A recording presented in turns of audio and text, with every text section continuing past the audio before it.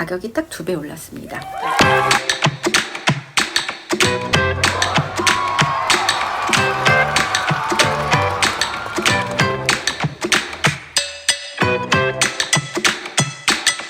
어머, 안녕하세요. 네.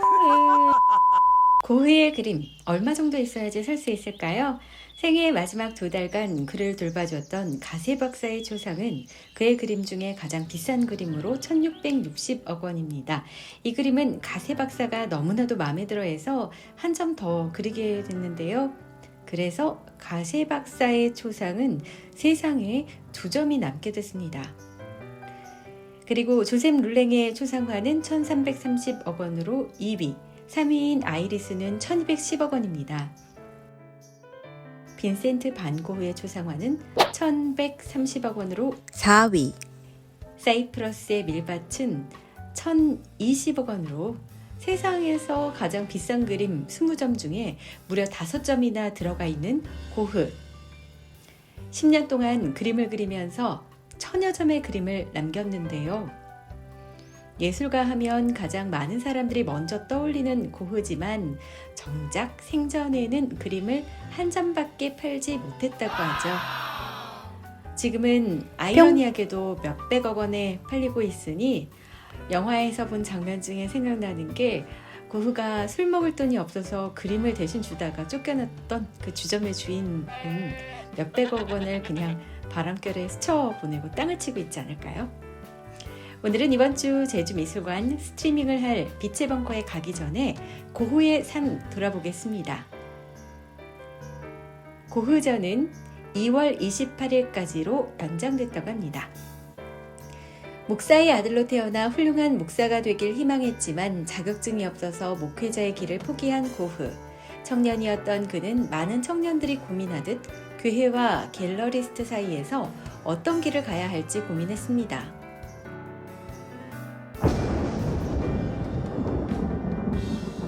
고흐가 16살이던 해 네덜란드 헤이그에 숙부가 설립한 화廊에 점원으로 들어가서 21살은 파리와 런던의 갤러리에서 그림을 팔고 1876년 초까지 고흐는 7년 동안 갤러리 일을 도왔습니다. 20살 때 고흐는 런던에서 지내며 하숙집 부인의 딸을 사랑했지만 차이고 23살에는 네덜란드로 돌아와서 성직자가 되기 위해 예비 신학생이 되지만 절망스럽게도 그마저도 포기했습니다. 23살까지도 그림을 그리는 작가가 될 꿈은 안 꿨었던 고흐. 결국은 아버지의 도움으로 벨기에 남쪽 탄광촌인 보리나주로 왔지만 자신을 탄광의 노동자와 동일시하여 전도사도 못 되고 적응을 하지 못했는데요. 마침내 아버지는 그를 정신병원으로 보낼 것을 심각하게 고민했고 이런 사건으로 인해 고흐는 평생 아버지를 용서하지 않았지만 어쩌면 치료가 필요함을 아버지가 일찍이 느꼈을지도 모르겠습니다. 후에 그는 사랑에 빠졌어야 했는데 종교와 사회 문제에 빠졌다고 그 시절을 회고합니다.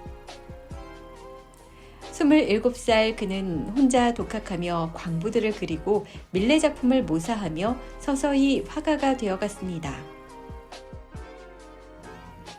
1881년 28살 고흐는 그의 사촌이자 과부였던 36살의 케이스보스 스트레이커를 연모하며 집요하게 사랑을 고백했지만 8살 연상의 과부에게도 역시 차입니다. 이 후유증은 심각했는데요. 왜냐하면 그의 아버지가 부모와 친척을 수치스럽게 했다면서 고흐를 내쫓았고 경제적인 지원도 하루아침에 다 끊어버린 겁니다. 그렇게 갈 곳이 없던 고흐는 이듬해에 사촌인 안톤 오베에게 그림을 배우러 헤이그로 갔는데 여기서 또 고흐는 어린 딸을 둔 채 임신한 이혼녀이자 창녀인 시엔 호르닉을 만나 동거를 시작합니다. 고흐는 그녀와 20개월 동안 동거하며 그림을 그렸는데요. 이렇게 언제나 그의 사랑은 실패했고 많이 방황했지만 좌절과 가난 속에서도 고흐는 악착같이 그림을 붙들었습니다.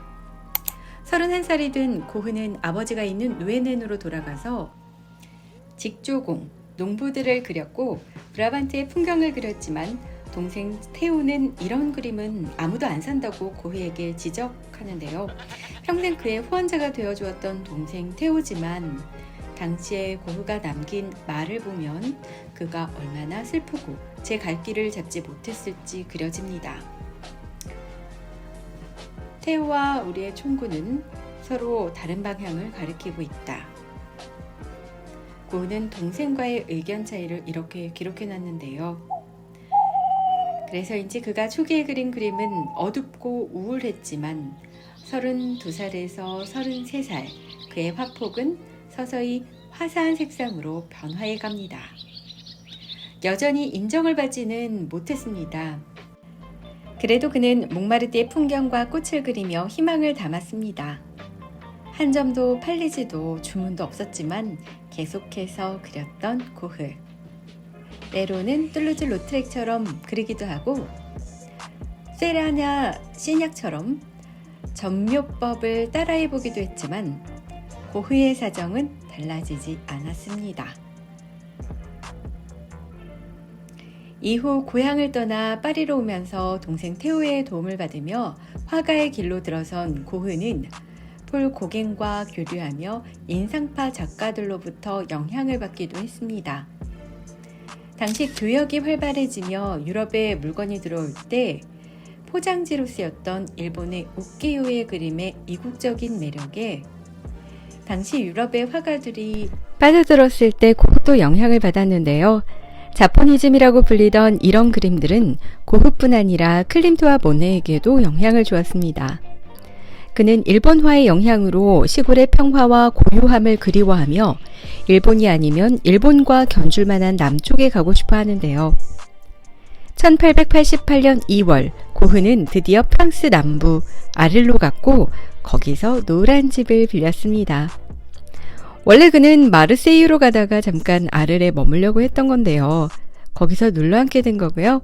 점점 남프랑스의 노란색에 매료됩니다. 색채는 점점 밝아지고 양식도 완전히 변했습니다. 10월 말 그 유명한 두 화가의 동거 사건이죠. 고갱이 아를러 왔고 두 화가는 같이 작업실을 쉐어하며 서로 영향을 주고받게 됩니다. 그의 대표적인 노란색은 이미 1887년 생애 처음으로 해바라기에서 강렬하게 드러났지만 고흐는 따뜻함과 우정, 태양빛을 나타내는 해바라기의 노란색에 이끌렸습니다. 그렇게 12점의 해바라기 그림을 남겼는데요.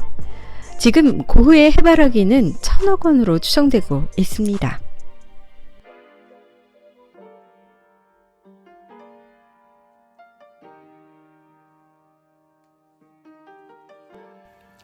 별이 빛나는 밤을 그리고 싶어 했던 고흐는 슬프고도 찬란하게 빛나는 외로운 밤하늘을 그리며 많은 이들에게 지금도 위로를 주고 있는데요.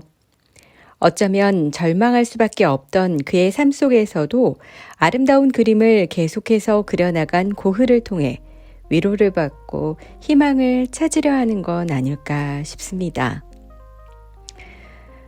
고흐는 참 스토리만 들어도 기구한 삶을 살았죠. 하지만 지금 그는 많은 이들에게 추앙받는 화가로 기억되고 있고 기록되고 있습니다.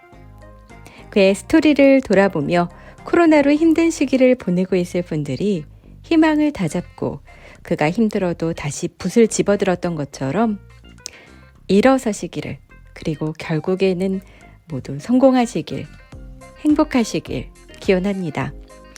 빛의 벙커 고흐 전시는 2021년 2월 28일까지로 연장됐습니다.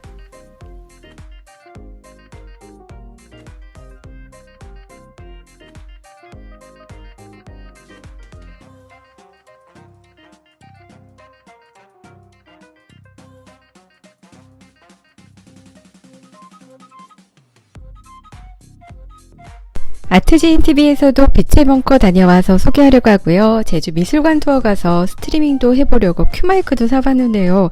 오디오 차이 느끼셨나요? 애매하긴 한데 자세히 한번 들어봐 주셔도 좋을 것 같습니다. 마이크 쓰는 게 좋을지 댓글 남겨주시고요. 아트지인TV도 고흐처럼 희망을 잃지 않고 올해는 구독자 10,000명을 향해서 파이팅 해보려고 합니다.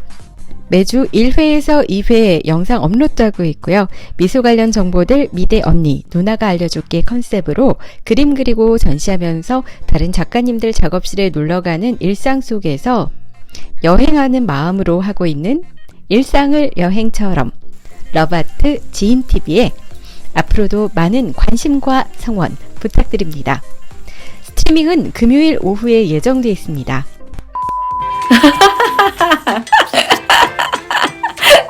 들어오셨네요. 안녕하세요. 네. 조명은 이거 쓰고 있어요. 되게 무거운데, 와, 보이시나요? 이렇게 생긴 링 조명이에요.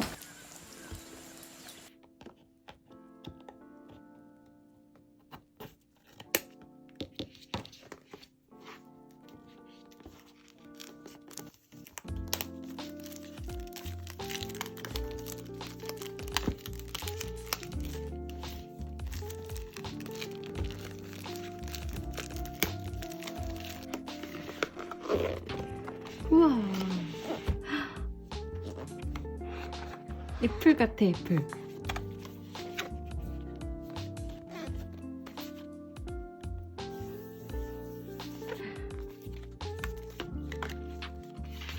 이야, 큐 마이크랑 조금 차이 나는데요.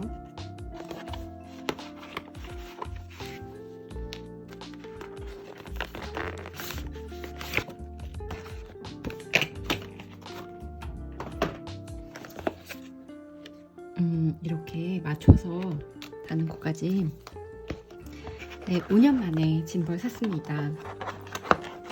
그 전에는 그냥 셀카봉으로 하고 있었고요. 앞서 스트리밍 보신 분들은 보셨죠? 이렇게 삼각대까지 연결이 돼서 앞으로는 이걸로 쓸 수 있을 것 같은데 조금 약간 가볍지 않아요. 무거워요. 삼각 짐벌이 좋다고 해서 삼각축인 것을 샀는데요. 구성이나 이런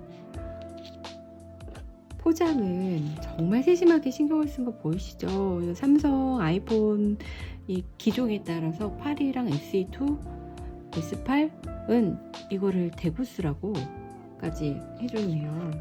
설명서도 잘 나와 있는데요. 네, 조금 사용법이 쉽진 않아서 제가 기계치라 좋다 느낌이. 유튜브를 보면서 사용법을 미리 숙지해놨어요. 이렇게 이 그립감이며 움직이는 게 거의 이 휴대폰을 지금 넣어야 돼서 촬영 휴대폰 하나로 있습니다. 아이폰 11이고요. 제주에서 스트리밍 할 예정이니까요. 많은 관심 부탁드립니다. 감사합니다.